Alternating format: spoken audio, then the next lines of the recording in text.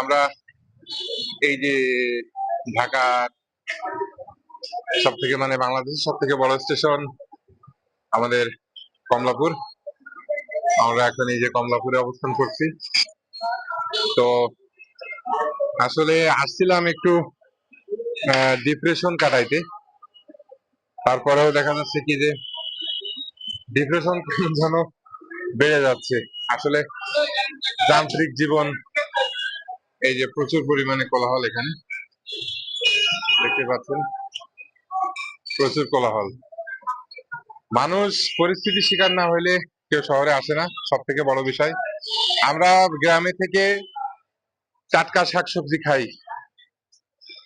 আমাদের ক্ষেতে চাষ করা ধানের চাউল আমরা খাই। তো শহরের মানুষ কোনো কিছু এভাবে পায় না।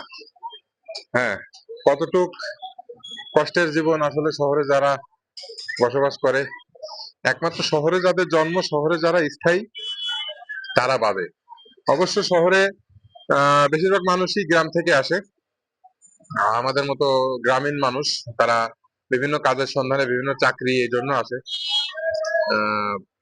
এই ছাড়া দেখা যাচ্ছে কি যে কি বলবো আসলে আসছি সকালে, এখন বাজে হয়তো বা 1:30 বাজে। তো এটুকের ভিতরে আর কি কেমন একটা আনইজি আনইজি ফিল হচ্ছে, বারবার মন চাচ্ছে বাসায় ফিরে যেতে। হ্যাঁ, এটাই।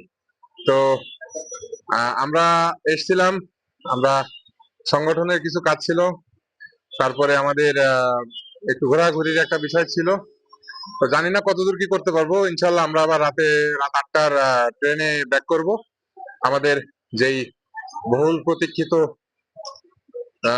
পদ্মা সেতুর উপর দিয়ে যে নতুন ট্রেন চালু হয়েছে আমাদের, খুলনা টু ঢাকা জাহানাবাদ এক্সপ্রেস, সেই জাহানাবাদ এক্সপ্রেসে আমরা এসেছি। আমরা আবার ইনশাল্লাহ জাহানাবাদ এক্সপ্রেসেই রাত 8টায় আমাদের গাড়ি, আমরা তখন ব্যাক করবো ইনশাল্লাহ।